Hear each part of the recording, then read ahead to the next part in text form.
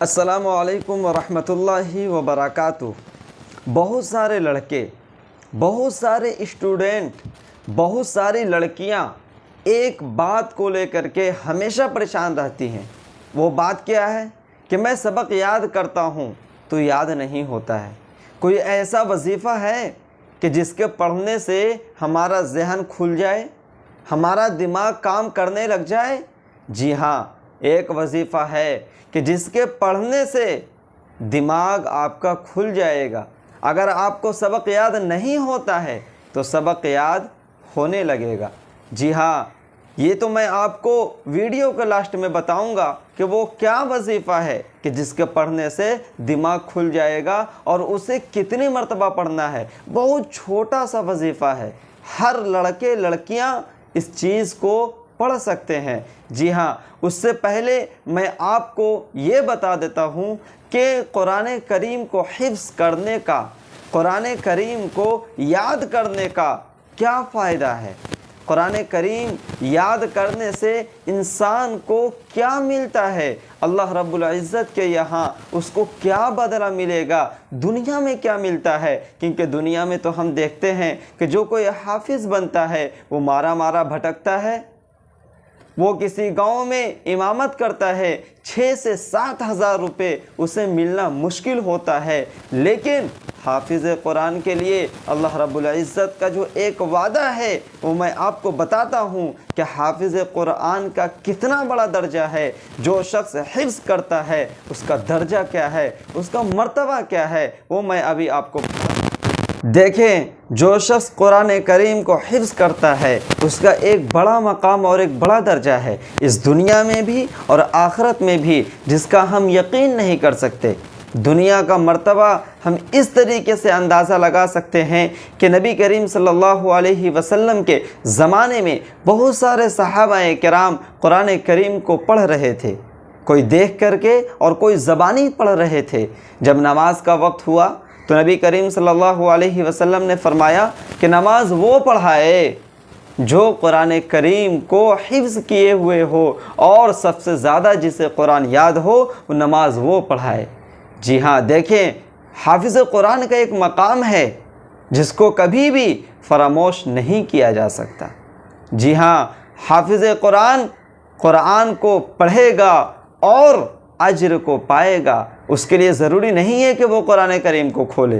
اور میں اس ویڈیو میں یہ بھی بتا دوں کہ اگر کوئی شخص حافظ نہیں ہے، قرآن کریم کو نہیں پڑھنا جانتا ہے، تو اسے چاہیے کہ وہ دیکھ کر کے قرآن کو پڑھے۔ اگر وہ بار بار پھنستا ہے، اٹکتا ہے، اللہ رب العزت کا وعدہ ہے کہ اسے دوہرا اجر دیا جائے گا۔ ایک تو اس کی کوشش کرنے کی بنا پر کہ وہ بیچارہ قرآن کریم کو پڑھنے کی کوشش کر رہا ہے، اس لیے ہمیں قرآن کریم کو دیکھ کر پڑھنے کی بھی زیادہ سے زیادہ کوشش کرنی چاہیے۔ اب قرآن کریم کا اجر آخرت میں کیا ہوگا یہ جان لیجئے۔ جب قیامت کا دن ہوگا اور سارے لوگ نفسی نفسی کے عالم میں ہوں گے، اس وقت اللہ رب العزت حافظ قرآن سے کہیں گے کہ تو قرآن پڑھتا جا اور چڑھتا جا۔ آپ دیکھیں قرآن کریم میں کتنی آیات ہیں۔ حافظ قرآن قرآن کو پڑھتا جائے گا اور درجے بدرجے چڑھتا چلا جائے گا۔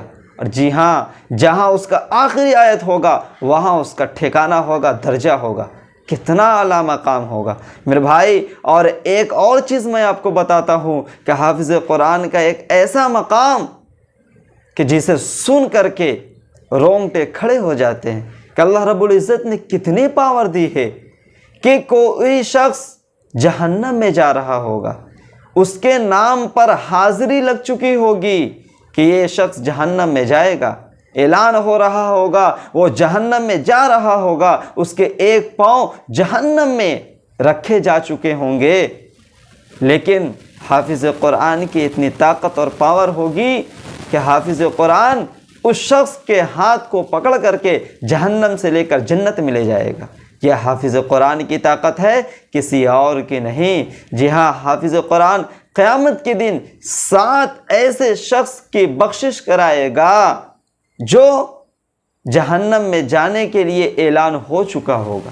یہ ہے حافظ قرآن کی برکت، حفظ قرآن کی برکت۔ اس لیے میرے بھائی ہمیں خود حفظ کرنی چاہیے، حافظ قرآن بننا چاہیے۔ اگر ہم نہ بن سکیں تو اپنے اولاد میں سے کسی کو حافظ بنانا چاہیے، اور اگر اتنا بھی نہ ہو سکا تو جو لوگ حافظ ہیں، قرآن کو حفظ کیے ہوئے ہیں، ان کا ہم دل سے قدر کرنا چاہیے۔ ہم اس کی قدر نہ کریں، کم سے کم اس کے سینے میں جو قرآن ہے ہم اس کی تو قدر کریں۔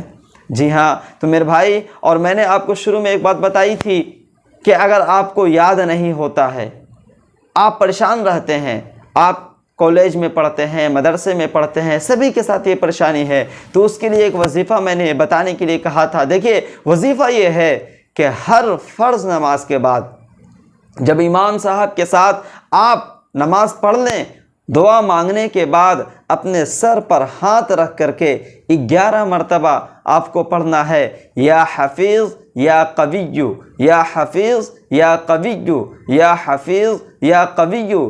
اس طریقے سے آپ کو 11 مرتبہ ہر فرض نماز کے بعد پڑھنا ہے۔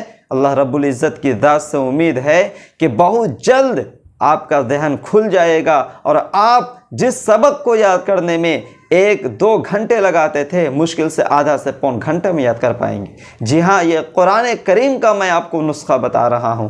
تو آج کے لیے اتنا ہی، پھر ملیں گے اگلے ویڈیو میں انشاءاللہ۔ اگر آپ نے ابھی تک اس چینل کو سبسکرائب نہیں کیا تو سبسکرائب کر لیجئے، تاکہ اسی طریقے کے نئے ویڈیوز آپ کو مل سکیں۔ السلام علیکم ورحمۃ اللہ وبرکاتہ۔